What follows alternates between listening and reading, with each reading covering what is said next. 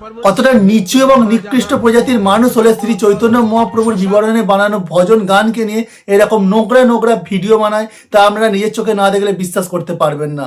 হ্যাঁ বন্ধুরা, আমি একদম ঠিক কথা বলছি। আপনারাও একবার দেখুন যে সুমন ভট্টাচার্যের গাওয়া ভজন গানকে নিয়ে কিছু ছাবড়িরা কিরকম উল্টো পাল্টা রিলস বানাচ্ছে এবং সেগুলো নিয়ে ছিলিমিলি খেলছে।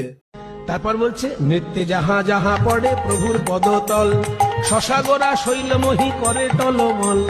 তারপর বলছে, নৃত্যে যাহা যাহা পড়ে প্রভুর পদতল, শশা করে গো মহাপ্রভুর পদ ভরে, টলমল করে গো পদ ভরে, টলমল করে গো।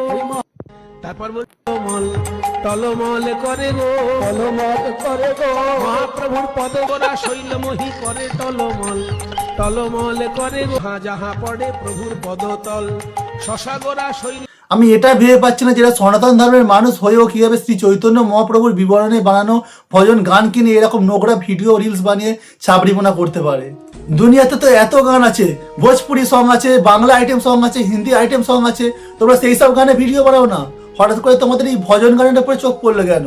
এটাই কোনো এরকম রিলস ভিডিও, নোংরা রিলস ভিডিও বানানোর গান নাকি যে এইসব গানে তোমরা মানে রিলস ভিডিও বানাচ্ছ?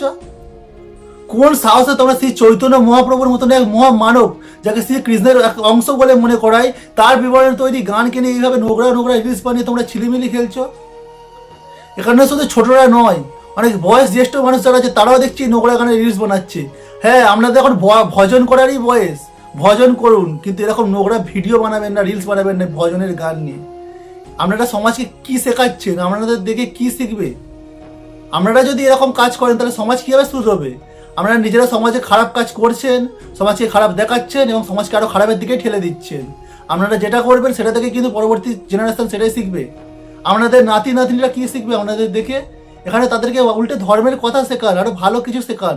তা না আপনারা এরকম ঢ্যাং ঢ্যাং করে রিলস বানিয়ে নোংরা গানে মানে নোংরাভাবে নাচ করছেন, তারা এগুলোই শিখছে। আরও কী শেখাচ্ছেন আমি ভেবে পাচ্ছি না। এখনও সময় আছে, বদলে যান, তাহলে পরবর্তী সময় আপনারা নিজেরাই পস্তাবেন এই সব কারণগুলোর জন্য। কারণ আপনারা মনে রাখবেন যে আপনারা যেমন করবে ঠিক তেমনই পাবে। ভগবান শ্রীকৃষ্ণ কি বলেছিল মনে আছে তো?